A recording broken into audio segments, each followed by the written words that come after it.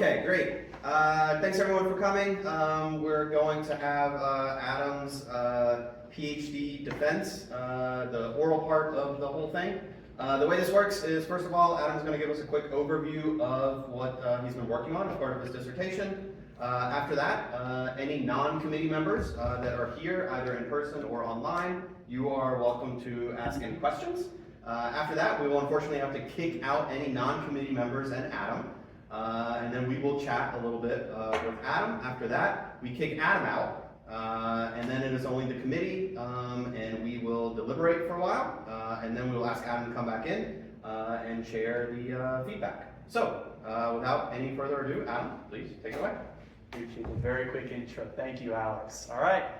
Yeah, good morning, everybody. Thanks for being here in person, online. I am going to make sure that we are ready to go. I've got somebody monitoring the online, so if anybody has troubles hearing me or something's going on with the internet, let us know, please. Without further ado, thank you everybody for coming to this defense of my PhD dissertation, which is titled Detecting and Mitigating Pedagogical Risks in LLMs with Visual Analytics. I first want to thank my thesis committee for their incredible support and help over the years in making this happen. This work sits at the intersection of many different disciplines, from education to visualization and artificial intelligence. And it takes a lot of coordination to make happen. So I'm extremely grateful for your guys' support and encouragement. And thank you to everybody tuning in, both live and online. I truly appreciate each and every one of you and all the support, guidance, and love you've given me, which allowed me the time and space to work on this for 6 years of my life. And a bit of housekeeping, please hold any longer questions that are not just quick clarifications, if you can, until the end. We'll have plenty of time after for a nice long Q&A. Okay, so without further ado, let's get started. Okay, so today I'm going to talk a lot about LLMs. So when I say large language model, or LLM, I'm talking about systems like ChatGPT.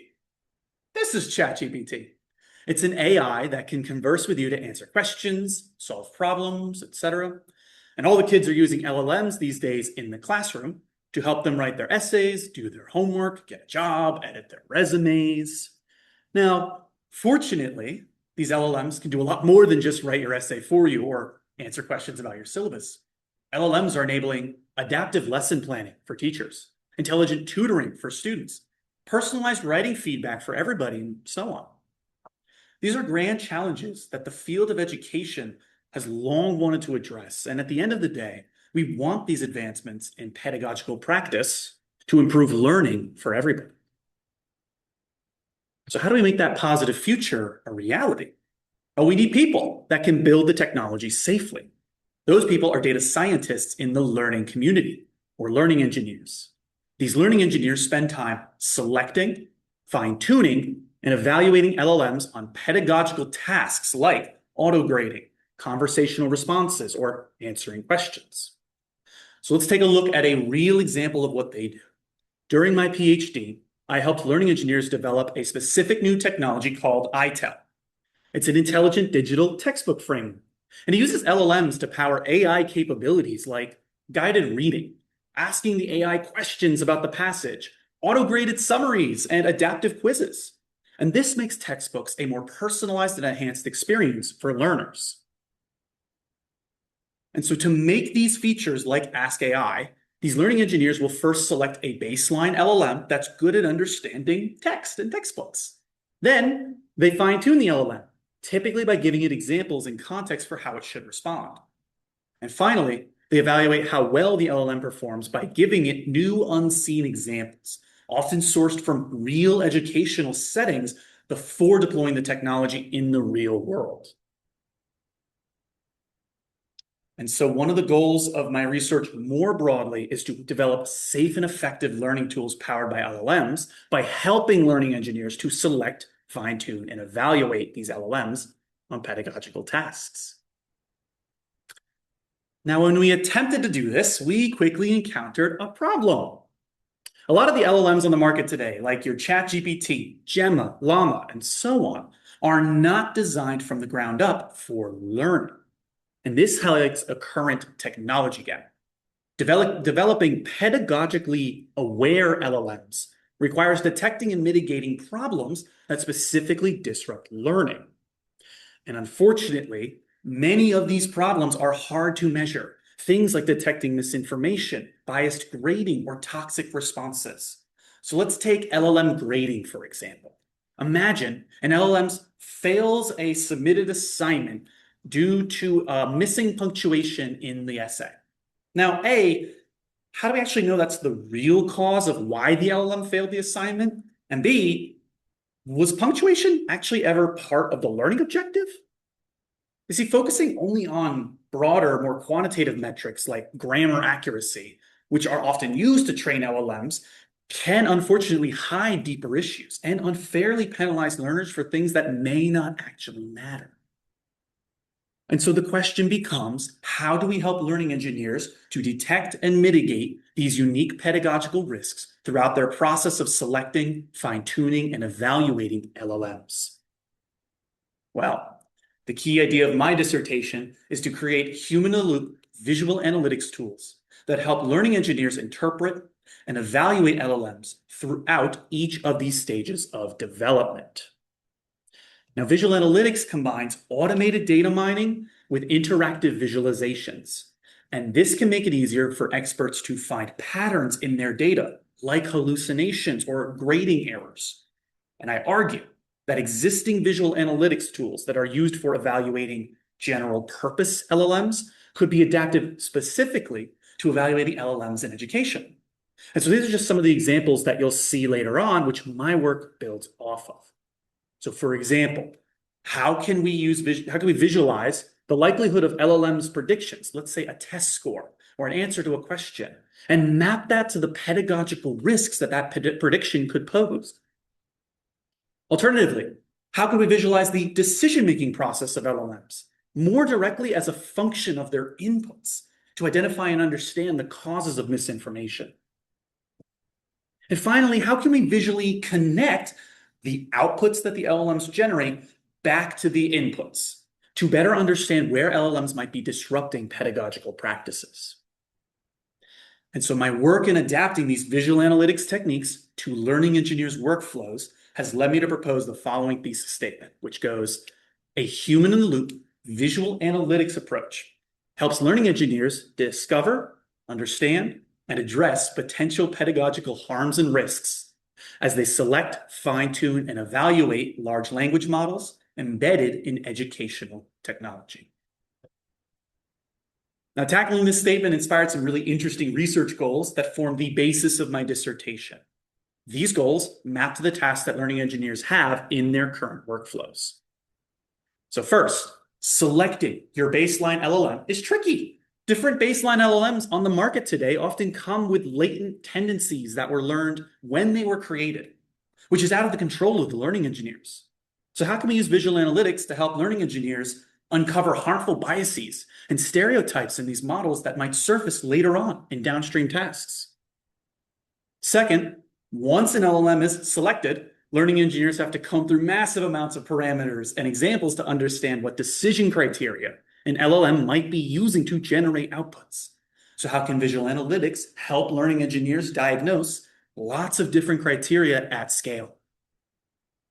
Now, third, fine-tuned LLMs need to be evaluated on real educational data. But current benchmarks have led to disagreement on whether such broad quantitative measures like accuracy are actually capturing real pedagogical risks. So how can visual analytics help learning engineers leverage measures of trustworthiness as a new framework for evaluation? And fourth, once we have all these different tools for detecting and mitigating pedagogical risks, how can we enable learning engineers to more easily access them to create their own tools and new workflows in the future? And addressing these research goals is going to lead us to this overview slide, which are the research projects that map to the outline of my dissertation, and which I'm going to explain to you all today. And the methods and results of my work will mainly be focused on that educational example of building an intelligent digital textbook, but the findings and principles should also extend to other AI-powered learning tools as well. All right.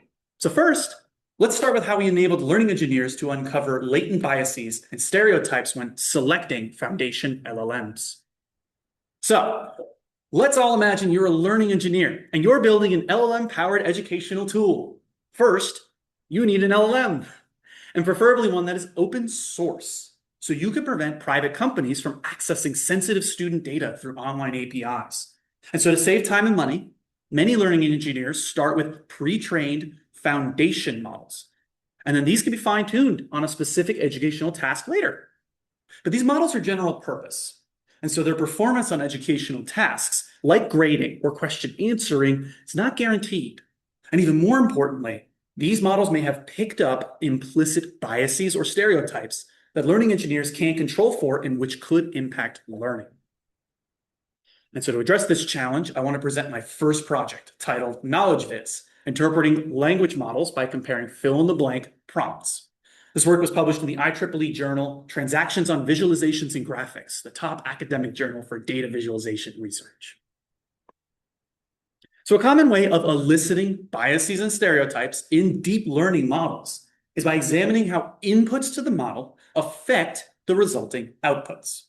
Mechanistic interpretability techniques like your Chapin line are popular examples of this because they can produce scores that show how much of an input is contributing to a model's final output.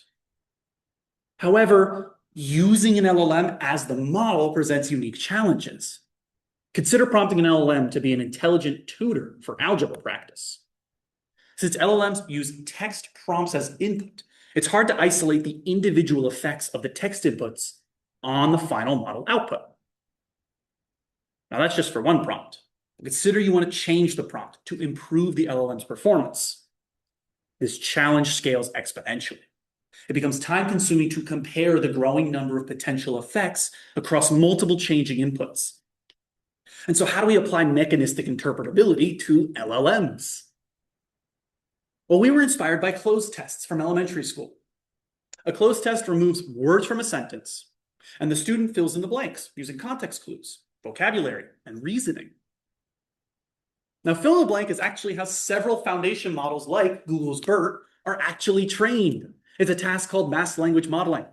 And this means it can be immediately adapted to work for BERT-based models. So examining the outputs from closed tests at scale could be a very useful and intuitive way to gain insight into how user inputs might be affecting LLM's outputs. And as a tool builder, I thought this is a fantastic idea for a visual analytics tool. And so to make it work, we had to solve a few key challenges in generating and evaluating a closed test data set. We needed a way to structure the closed test prompting, semantically group the LLM's outputs, and then visually compare outputs across multiple inputs.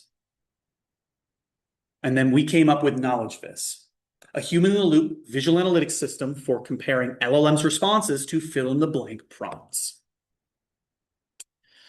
So the prompt interface allows users to input as many sentences as they want. Users type a sentence with a subject mask and then multiple replacements. And then the visualizations will group the results by that replaced subject. To make it easier to distinguish results across prompt templates, we automatically generate and label clusters of these inputs based on their outputs, based on their shared semantic meaning.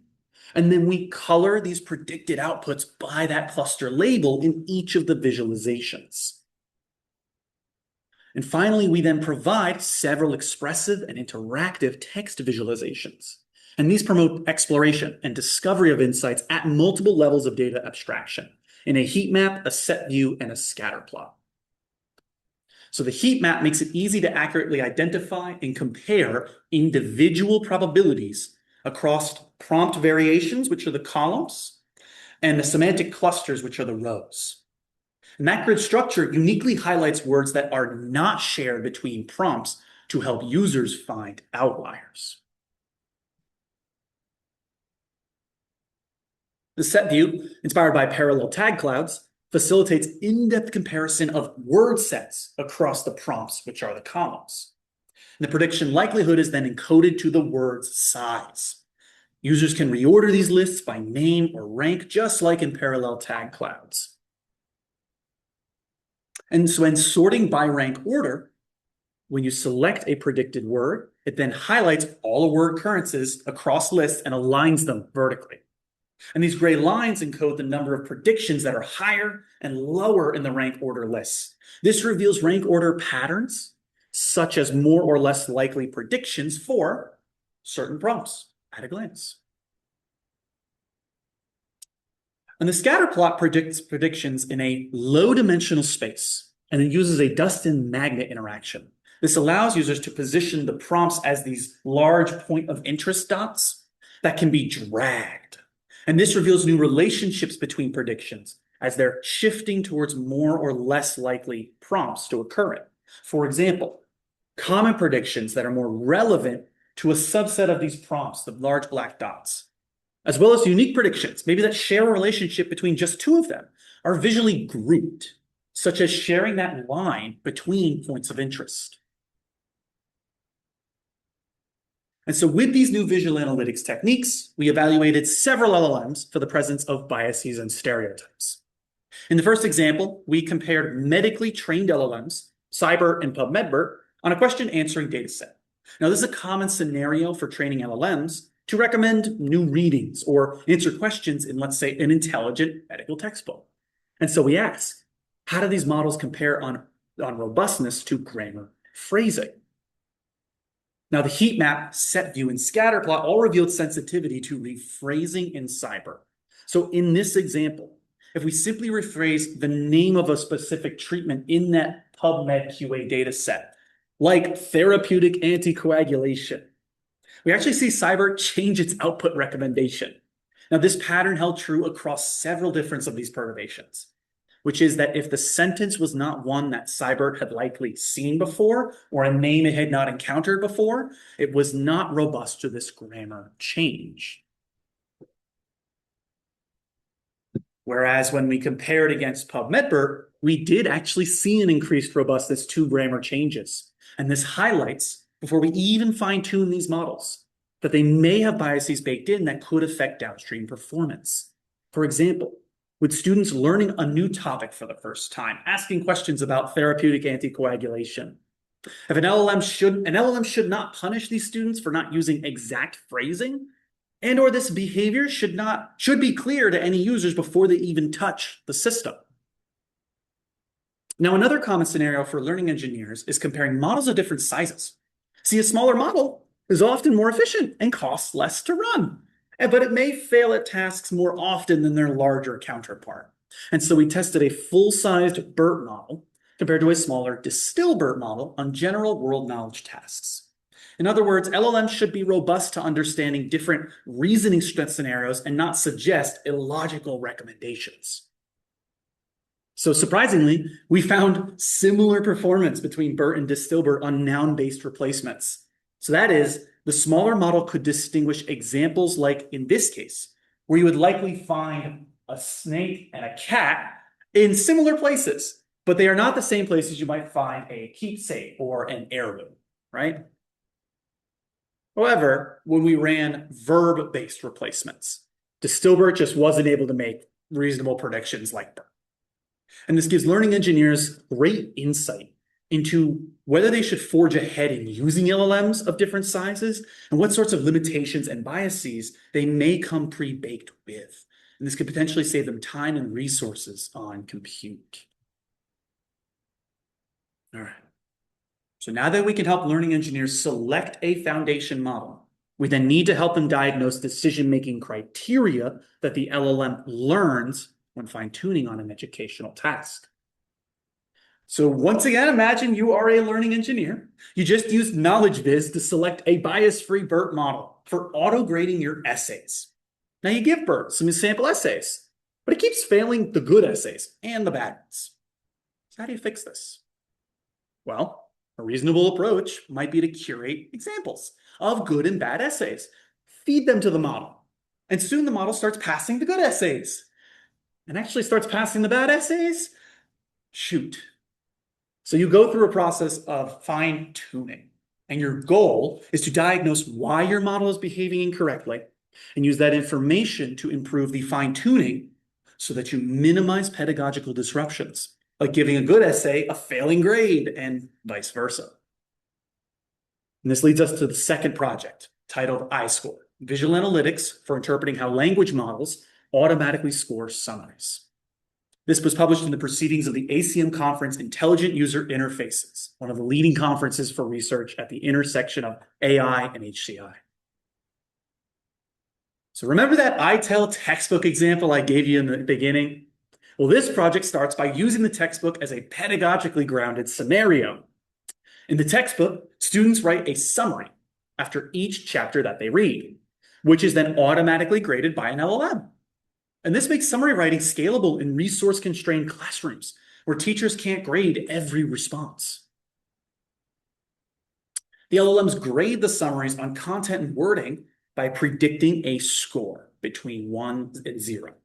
But because LLMs are black box models, it's often not clear how an LLM derived that score. And this can make it hard to understand or verify these grades, which means we need a way to interpret how the LLM is grading the essays. To solve this, I engaged in a longitudinal co-design study with learning engineers over several months, using techniques like contextual inquiry and low-fidelity prototyping to arrive at shared design requirements for a new system. And based on our collaborators' feedback, we synthesized 3 requirements for interpreting LLM decision criteria for grading summaries. We needed to compare LLM's outputs with a ground truth source. What is the expected LLM's output? Because summaries are much longer inputs, we actually needed to explore new ways to perturb or modify those LLM inputs and visualize the LLM's outputs. And we also wanted to explore internal model attribution, and this will help us better understand how the LLM is being trained to grade writing. And we came up with iScore, a human-in-the-loop visual analytics system for interpreting how LLMs are grading summary writing. So to compare summaries with ground truth, the learning engineers will upload a textbook passage being summarized and the student summaries they want to test. LLMs then score each summary in real time. And each time the LLMs are run, we track the scores for each summary in a scores dashboard. Now, iScore will then group those scores by the summary and then visualize changes to any scores in that scatter plot as yellow dots. Then to provide additional context, we visualize the scores of the LLM training data as the blue dots. And so users can hover over these blue dots to view examples from the training data.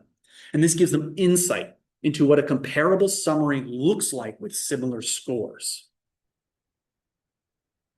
Now, we needed a way to modify those student summaries and then see how the LLM scores might change, similar to knowledge viz. And so we scaled our perturbation techniques. In this example, we replaced bad with better and the period with an exclamation point. Then we rescore the summary and visualize the change in score.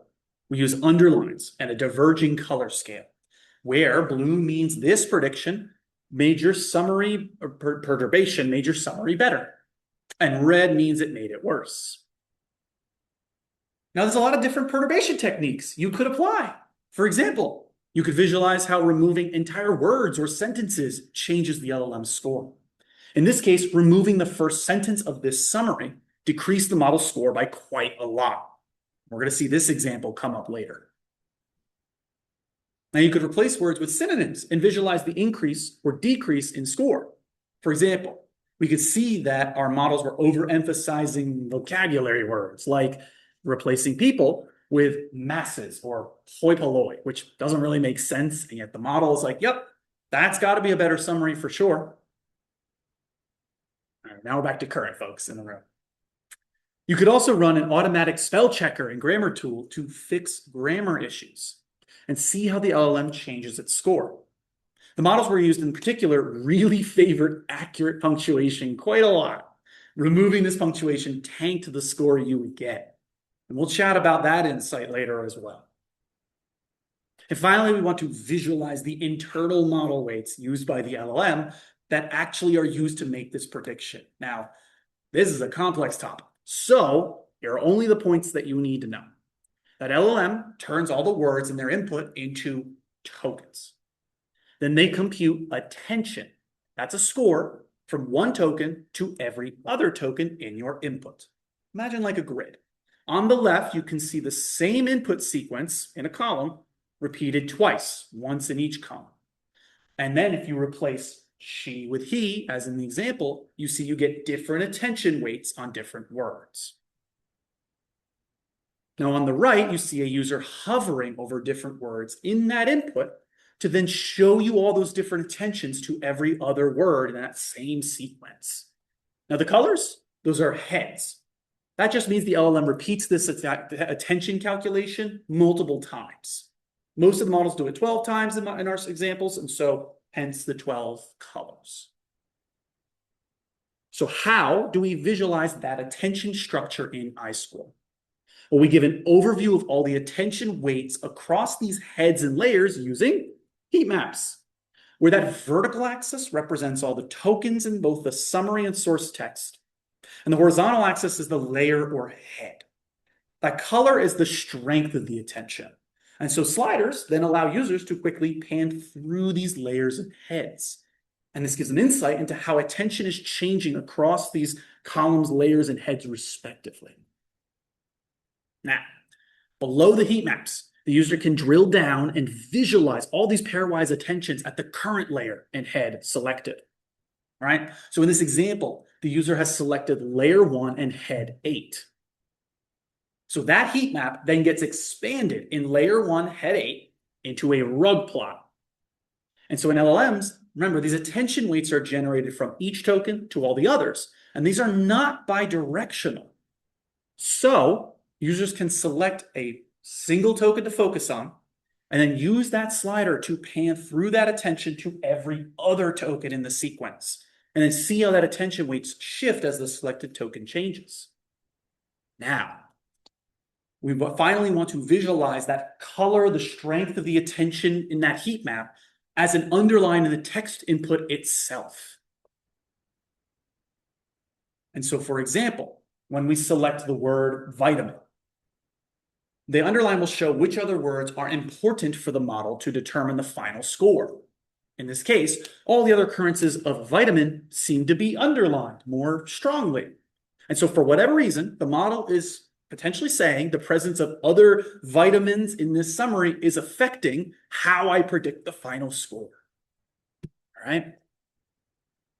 So to see how iScore helps learning engineers to diagnose these LLM decision criteria, we ran a 1-month deployment study where we had 3 of our collaborators use iScore to evaluate their LLMs for grading summaries and document any findings they had along the way.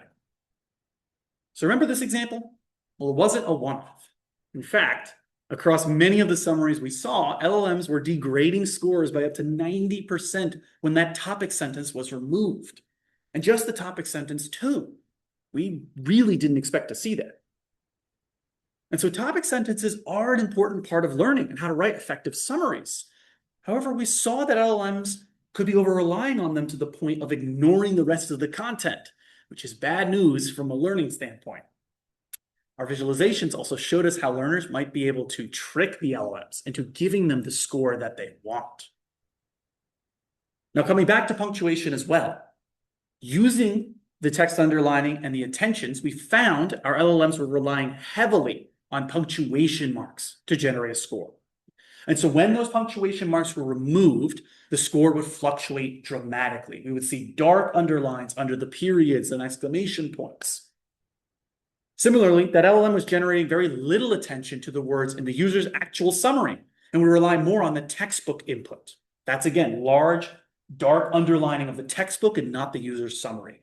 When we see those visual patterns, we can see which words the model may be paying attention to as it operates, which gives us insight into when certain text is being over and underutilized for scoring and where in the summary that is. Now, in terms of education, that explainability of LLM outputs can give learners recourse in self-directed learning by showing them exactly where the model is using which words to grade their writing. And this goes a long way towards establishing trust in LLMs used in education. Our visualizations were key in realizing when these LLM behaviors were a fluke and when they might actually be a concern. So after fine-tuning their LLM on an educational task, learning engineers then need to evaluate their LLMs on real learning data. Next, I want to explore how we improved LLMs evaluation by adapting a new AI trustworthiness framework for education. So once again, it's time to don our learning engineer caps. Using tools like iScore, we fine-tune our LLMs on carefully curated, high-quality training examples. Because why wouldn't you? You want the best performance using the best data. But here's the problem. Real student input is messy. For example, imagine you train BERT to give feedback to improve a student's essay. It seems to produce several different, seemingly appropriate, gold star responses, right? Not quite. You see, one learning engineer might find responses too agreeable. Another feels BERT gives the answer away, while a third finds BERT too discouraging. Putting LLMs into educational practice reveals a key technology gap. It's hard for learning engineers to reliably detect and assess pedagogical disruptions in these LLMs' outputs, especially with conflicting goals or across many different possible scenarios.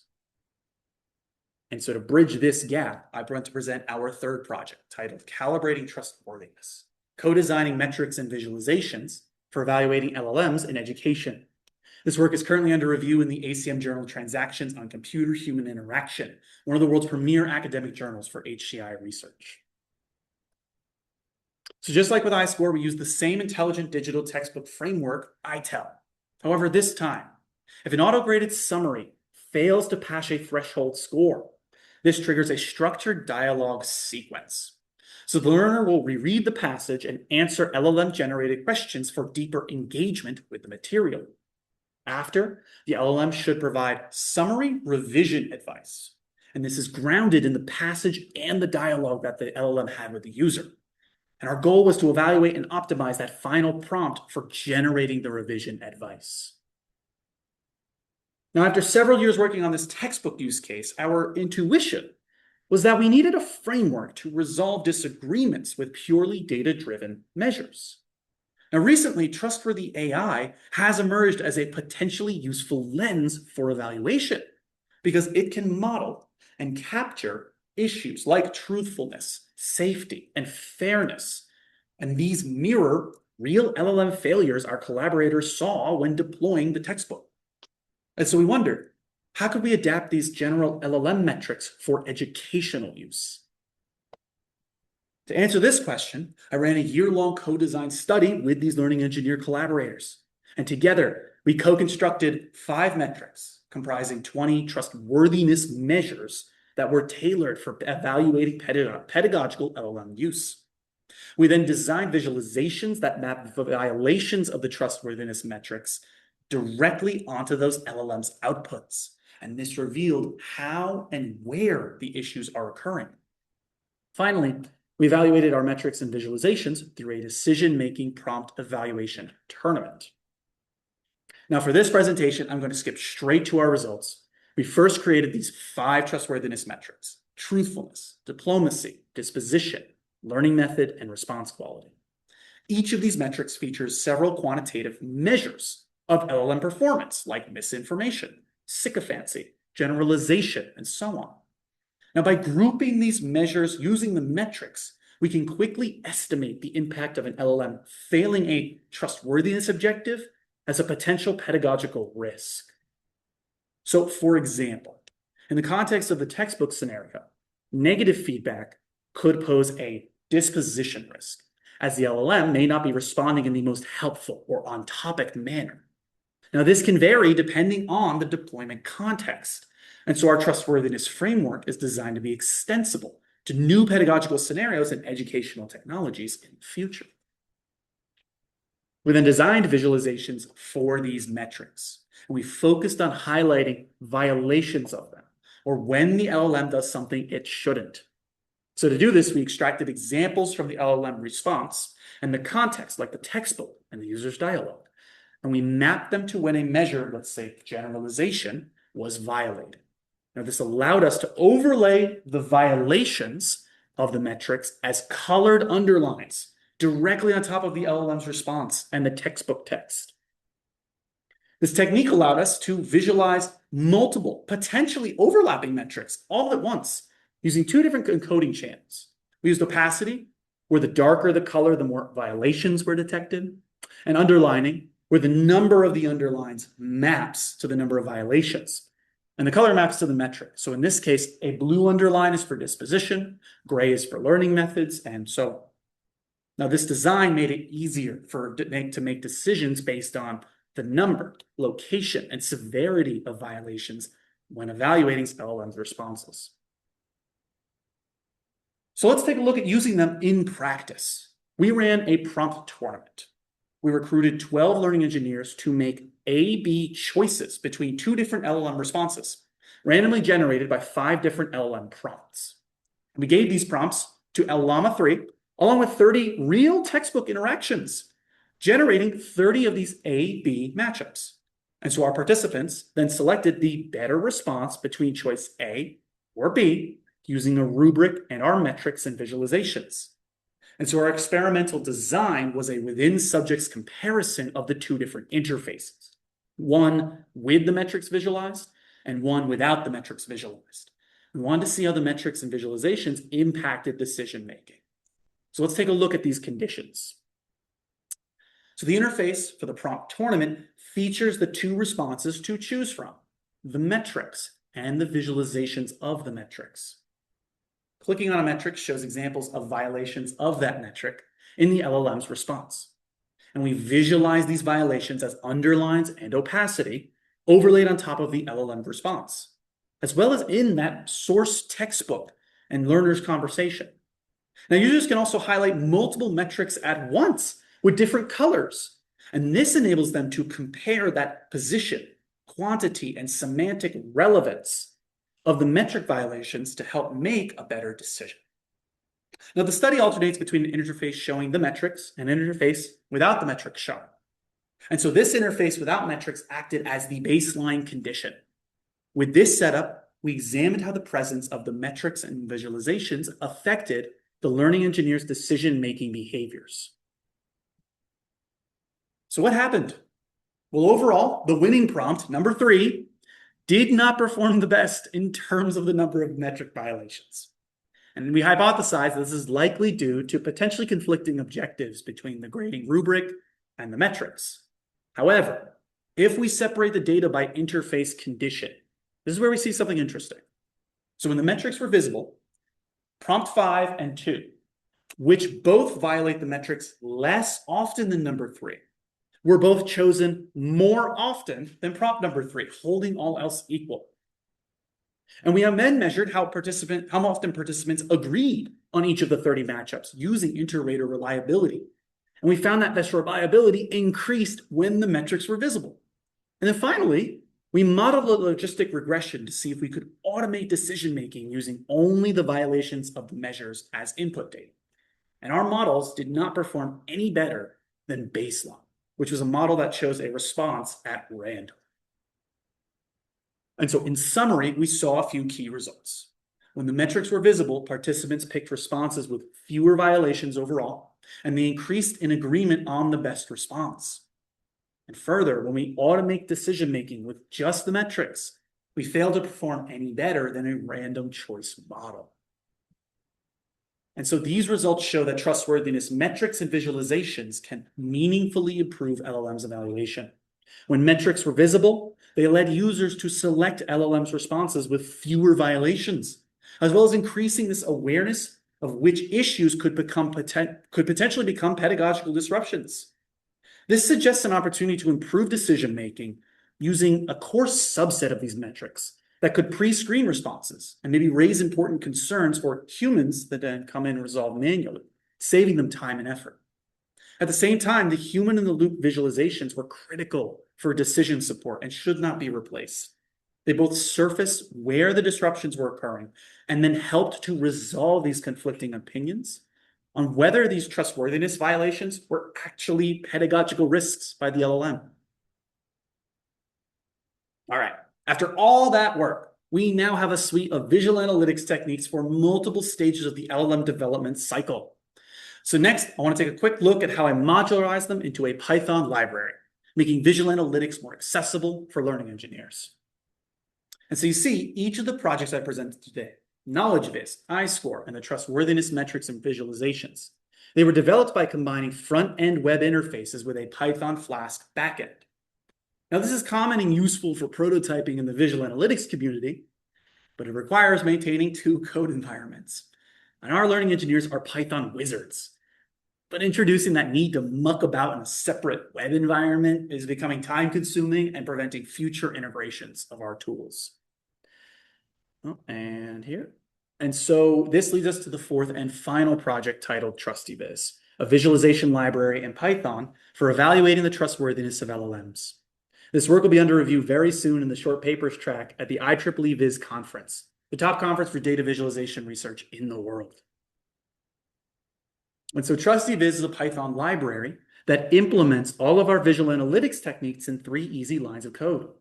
First, users give their LLM to one of 4 evaluator modules. Each of these evaluators instantiates one of the visual analytics methods we developed: attribution and perturbation from iScore, closed tests from KnowledgeViz, and metrics from our co-design study. This evaluator can then take test cases specific to the evaluator, like the data from student essays and conversational logs, and evaluate them to produce the raw LLM output. And finally, these raw outputs are fed to the visualizer. And this is where we tune back in. This generates the visualizations we saw in each of the projects, all the heat maps, scatter plots, underlining, tables, based on the computational environment that you're coding in. Now, this design makes our visual analytics techniques modular and extensible to new workflows within a single technology stack. You do all the programming in Python. Now, a key challenge in creating TrustyViz was making these visualizations work across all the different Python environments. So to solve this, I built a display module. And this uses a Flask web server to serve the HTML and data for our visualizations. TrustyViz then automatically detects the runtime environment and adapts rendering using Flask accordingly. So for example, if you're coding in an IDE or a terminal, the visualizations are opened automatically in a web browser. But if you're coding in a richer frontend like IPython, Jupyter, or Google Colab, TrustyViz will embed the visualizations in iframes to enable interactive, bidirectional Python and JavaScript communication. So to demonstrate the power of TrustyViz, I recreated the interfaces for KnowledgeViz and iScore in 2 different Python-only solutions. So first, I built the KnowledgeViz interface entirely using Streamlit. It's a popular Python web UI framework that handles all the interactions, widgets, data processing, entirely in Python. Now, our learning engineers, collaborators will regularly use Streamlit for deploying testing UIs, and so bringing that power of visual analytics into these same frameworks really helps to streamline development. Streamlit can handle the buttons and the widgets and the iframes to display the visualizations, and this enables bidirectional communication between that front end and back end right in Python, without the need for a separate JavaScript engine.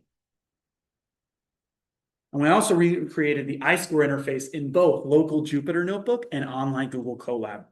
The notebooks are interactive computational environments that can easily be shared and reused by multiple collaborators. This makes a visual analytics approach even more appealing for LLM evaluation and more accessible. Our learning engineer collaborators would often use Python notebooks to test their LLMs for grading essays alongside our tools like iScore. And so when you put the iScore features directly into the notebooks, you're tapping into that faster prototyping workflow that notebooks enable. Beyond this, the notebooks offer additional benefits. When you use local notebooks like Jupyter, that helps to keep sensitive educational data and LLM processing secure and offline. But when privacy isn't a concern and you need power, online notebooks like Colab will enable faster workflows and access to more powerful LLMs. And I pushed the first version of TrustyViz to GitHub, and it will be open source as soon as we get our paper accepted, so stay tuned. All right, so that was a lot. Apologies for all the disruptions of the Wi-Fi. And these last few minutes, I'd like to wrap up with some conclusions and future directions for research that this thesis opens up. And so my work over the past 4 years was focused on developing and testing new visual analytics approaches for detecting and mitigating the pedagogical risks of LLMs in educational technology. I demonstrated this approach through 4 different research projects, each addressing real challenges that learning engineers have across the LLM development lifecycle. Zooming out, I want to describe some of the impact of this work. This research was conducted over a 4-year period of continuous refinement and iterative feedback with real learning engineers at Vanderbilt University. I worked with them as colleagues, collaborators, and paper authors at all stages of the process, from design to development to deployment to testing. And this collaboration enabled us to make several contributions to the visual analytics, learning analytics, and artificial intelligence communities. We invented new visual analytics techniques for uncovering latent biases and stereotypes, diagnosing decision-making criteria, and evaluating trustworthiness criteria, all in LLMs. Through several real-world deployments, we also observed new insights into how visual analytics can help learning experts incorporate data-driven insights into decision-making. For example, iScore made it easier to spot and address these unexpected issues like that sensitivity to the topic sentences, and grammar as a scoring criterion, while trustworthiness as a framework revealed the need to support reflective reasoning of these trade-offs over purely quantitative metric optimization. And these deployments enabled me to synthesize new design guidelines for future visual analytics tools. I observed common design patterns across all the tools, namely a need to provide reusable test case generation, visual comparison features, and interpretability support at multiple levels of data aggregation. I also found that the metrics were most effective as components of this visual decision support system, where the visualizations help to reconcile conflicting objectives and align human judgments with pedagogical goals. And finally, our work is open source for anyone to use and build off of. And this supports the development of bigger and better workflows for learning engineers in the future.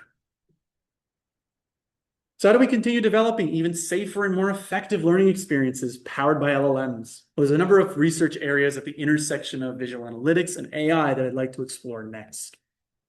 We saw that metrics and visualizations were really effective at structuring pedagogical or surfacing pedagogical risks. But my work mainly focused on developing them for technical power users and developers. For folks like teachers with lower technical expertise, I've been adapting my visualizations into a learning analytics dashboard with the goal of enabling more informed decision-making about how to use and discuss LLMs in the classroom. Now, a key feature of this dashboard is the light perturbation view. And this mimics iScore, showing how the revisions in student summaries affect the LLM scores over time.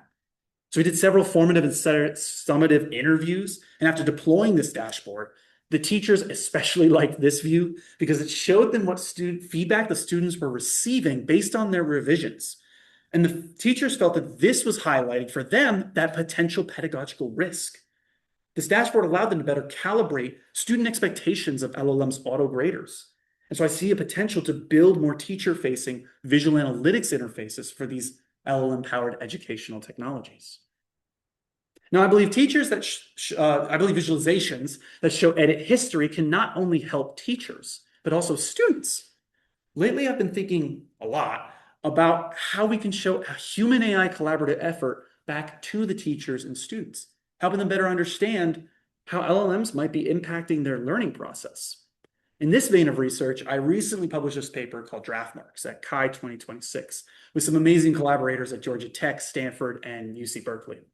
This tool visualizes human AI co-writing with LLMs using skeuomorphic draft marks like masking tape or eraser chromes, and this encodes that temporal writing and editing process with LLMs. Having these visualizations inherently changes AI interaction from post hoc evaluation to interactive sense-making in real time. And this opens doors for some really interesting studies on learner-facing visual analytics tools for trustworthy AI usage. And finally, having such tools in the classroom seems beneficial, but I'm actually concerned a little bit. You see, exposing AI issues could actually lead to increased distrust in the systems that do help with learning. And this is the opposite of what we want. And I've observed that teachers and students both have different needs for establishing trust in LLM-powered educational technology. And so I hypothesized that visual analytics could support trust calibration by making pedagogical risks and harms more transparent. Now, this hypothesis leads to some really interesting research questions and future studies, like how does visualizing LLMs affect tool adoption, material retention, and learning outcomes? And what effect does AI or visualization literacy have on that effectiveness of LLMs for learning? And finally, I want to acknowledge the incredible people that made it possible for me to do all this work and make it to where I am today. First, I have to thank my rock solid advisor, Alex, for allowing me to apprentice under him for 6 long years. His constructive criticism was always given when I needed it, even if I didn't want to hear it. He constantly pushed me to more clearly articulate my ideas. He never shot my ideas down. He created space to consider alternative paths. And he always encouraged me to demonstrate that bottom line of my work up front. And for every project, he never failed to give me encouraging feedback. His signature, nice, or nice job on that. He always meant you actually made him really proud. He was never shy about telling me how much he liked my work. And he was always the first to show off demos of my work to anyone and everyone. So thank you, Alex, for taking my work seriously and helping me grow and showing everyone what I could accomplish. And Alex is one of many equally amazing mentors and collaborators from Georgia Tech, Vanderbilt, JPL, Tufts, Adobe, and Lincoln Lab. You all encouraged me to take ownership of my work, and you gave me the spotlight on our shared work. Thank you so much for creating so many opportunities for me. Over the years, I get to meet a lot of different folks from around the world that are all the kindest, most thoughtful friends, alumni, collaborators, and co-authors. Thank you for working on really cool papers with me, winning awards with me, and giving me so much advice and love. And right here in Georgia, I got to work with 22 amazing lab mates over the course of 6 years. Several have graduated before me. Many are still here about to graduate, and a lot of you just joined. And together we went to some really cool places and did some pretty cool things together. And hey, we even won awards together at the same time. You all were the best lab mates I could have ever asked for. I seriously can't wait to visit you guys, work on future projects, and be there for your graduation soon.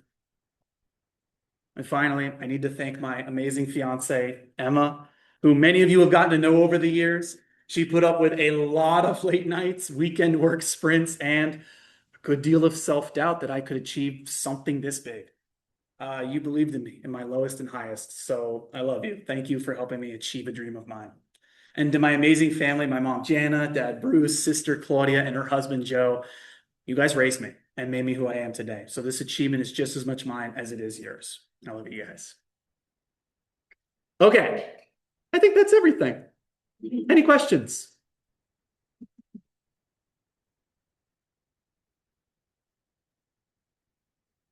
Thank you, Adam. Questions from, let's start with non-committee.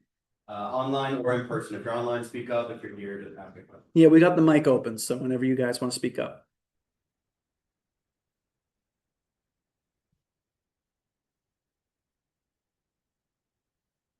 Wow, did such a good job. No questions. Okay. Question in the audience. Sure. So BERT is an older model, right? Like it came out Yes, sir. several years ago. Yes, sir. Was there a hesitancy of the learning engineers to adopt more of the like cutting edge, like I mean, obviously GPT is a proprietary model, but Yes. some of like the more open source ones that are a little bit newer as opposed to one that's more established like BERT? Because it seemed like you just kept bringing up like, oh, we did BERT, it's still BERT, this. Yes. I was wondering about that. That's a great question. So for folks online is asking where you saw some older models. So was there a hesitancy from our users to be using those older models versus newer ones? And that's a great question. I think there's 2 things at play here. One, some of this research was done 4 years ago. So at that point, we were considering those as not that old of models at that point. They still had some relevancy. So for one, there's a bit of a time thing. For 2, I think there's an interesting case of some of these models that are still some of the most popular models, right? You may not be using your base BERT anymore, but quite a few of the improvements that have been made, like a modern BERT, or when you're using like a Roberta or a DBERTA, they build off of those foundational training regimes. And so sometimes we actually do see those biases kind of progress beyond those and kind of get inherited sometimes. It's really interesting when we look back because folks will sometimes use these models because they are tested and true. And I think that's what makes some of this research very interesting to still show off, even with older models, because many are still using that. It creates an important benchmark to say, even with these older models or with newer ones, these methods show that people are inheriting all the baggage and issues that come with these models. But in the later ones, like the trustworthiness, we were using some more modern BERT, Llama 3, we were using some more of the modern models. So it's an age thing, but I do actually think there's a benefit to testing some of these older ones that maybe we overlooked some of the challenges that nobody was really looking at the time. Yeah, it's a great question. Hey, it's Fred here. I actually have a two-part question for you. Congrats on the work, by the way, too. Thank you. Lovely to see. All right, I have a short one, and then I'll have a longer one. So my short one, I'm a little bit unfamiliar with the term learning engineer, and that's might be just because I Yeah. haven't bumped up against that work before. Oh, yeah, I can answer that one Recommendations first. on where someone should go to just get familiar with that user group. Yeah, So I think that you one got first. You got cut off on your. Yeah, sorry, I think you got cut off in the room. I can answer about the learning engineers first. Yeah. And Scott Crossley is absolutely our a man in the room that represents that group. He does an amazing job in education research and in Everyone else can hear developing. me. Yeah, everyone else can hear you. Here. Try again. Okay, are we good? We're- Okay, I sorry can hear about the you now. internet, Yeah, yeah. folks. Okay, if you guys can hear me, yeah. So, like I said, Scott Crossley in the room is fantastic. He's one of the committee members and an advisor to me for a long time. The education guy, he does incredible work in building these learning tools. The textbook that we saw was his lab. He was doing incredible work on that. So that represents a whole group of folks that are versed in developing automated technologies. That's machine learning generally. So in these days, can be LLMs, it could be other deep learning models. It could just be regular regression models, anything from, in that sort of data science space where you can automate some sort of learning task or objective, right? And that requires you to understand the educational context in which that model is being used, liaise with the teachers, the students, the administration to get these technologies into pedagogical practice and to refine them and to say, how do we adapt a machine learning mindset or a data science mindset to considering the pedagogical uses of this technology? So consider them data scientists focused on learning as their output and their outcome. Wonderful. Okay, cool. Great. Okay, and then I have a second part here that's probably more of a thinker, sort of no right or wrong answer. Just curious on your take on this. You're doing a lot of work of building interfaces on top of large language models. As we see that space advances really fast, every couple months there's some new advancement. And some of your work highlighted, how some ways to fix models or fine tune them, evaluate. What happens when the models just get better? Like, what happens if you were to do this work again in a year or 2 years? Do you think there is room for Viz and all of this space that's still going to be needed? Or do you think there's a potential fear of, well, this is just sort of a middle of the way stopgap work until the models actually just get good enough to use, right out of the box? Just curious on your thoughts on this. Yeah, a fantastic question. I've been thinking about this a lot of is this it's all for now, but it won't be relevant in a few years if we get really great models to work. And I think that is absolutely something that's correct. I think first to say is that, yes, we should be aware of that. Let's make sure what we're doing here is not pigeonholing us into only saying these models or this deployment context is where we need to make sure to improve the models. But your question, beyond that, if we look forward, I would say that third study, the metrics one, I'm particularly like that one because I think it highlighted a unique age-old sort of issue we see perennially in sort of data science and visual analytics, where that data gets used and reused by different folks, different parties, different user groups. I think when we were considering a textbook versus an auto grader versus a learning tutor, a lot of folks at Georgia Tech are working on different educational technologies. I think you constantly have to define and redefine that pedagogical objective. And that changes over the years. That changes in the way we do teaching, the way we think about pedagogy, we think about students learn. We learn new things about how people are working with AI. I think we're having a lot of really cool studies that say, like, we're changing the way that we consume our information and make decisions with AI. So I think about that and I say, then I think this work is valuable because it highlights issues that will perennially be issues. When we have new learning methods or new objectives, new technologies that the LLMs are really good at, we need to reevaluate whether they've aligned with our goals as humans with what we want to deploy them with. And I think that won't ever be solved by the general purpose LLM that does it all any more than the human that does it all. Because even with the best teachers, they need to adapt their content to the class they're in with the students they work with. And I think we'll have to keep doing that to maintain the best level of teaching that we can. And so I think these methods help us to continue that line of work over the years, whether it's an LLM or another AI model that comes out, anything that automates a decision and requires a human to look back and say, did this do a good job? Cool. Thanks so much. Congrats again. Thank you so much, Fred.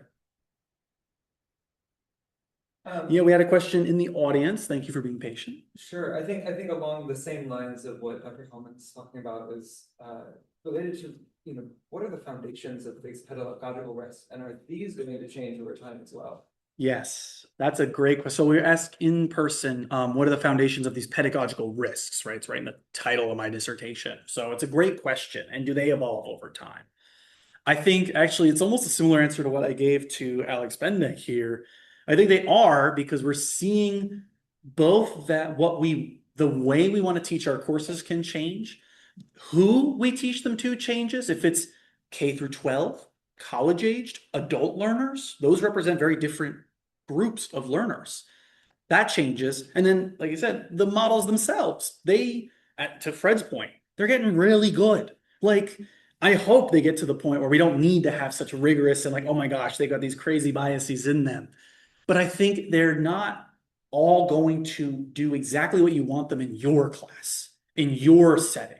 If it's your K through 12 students or your college students or your adult learners that are coming back, these represent locations where the pedagogical risks will ever be changing. And so I think for this case, I can answer for this project, these 4 years, the textbook use case has been the context of adult learning. So when working with Scott Crossley in that fantastic lab at Vanderbilt, we've been developing this technology, considering and deploying this textbook for adults maybe that come back to learning, maybe they're self-learning. There's a use case for using the textbooks in workplace development, upskilling and reskilling. Those represent really interesting scenarios in which to even elicit risks that we may not be aware of. Like we said with the grading thing with the periods and the punctuation, like we saw in iScore. And that's a fantastic example because if you're like a K through 12 student, maybe that does matter. You should be learning how to use proper punctuation. You're 50 years old and you're just upskilling and reskilling and your LLM's like, you forgot a period, 10 points off. Like, that's not helping in any way whatsoever. It is detracting from the potential learning experience that you have here. Highlighting that as such a unique risk that you may not uncover through applying the same set of standards and practices over and over. That's what we saw with this sort of issue with benchmarks and why we did that third study, because we were like, some of these are just not aligning with some of the issues we potentially see. So are there other ways to capture those risks? It's actually, I think, a main contribution of this is a way to almost elicit some of those risks as well as test them. Yeah. Great question. Thank you very much.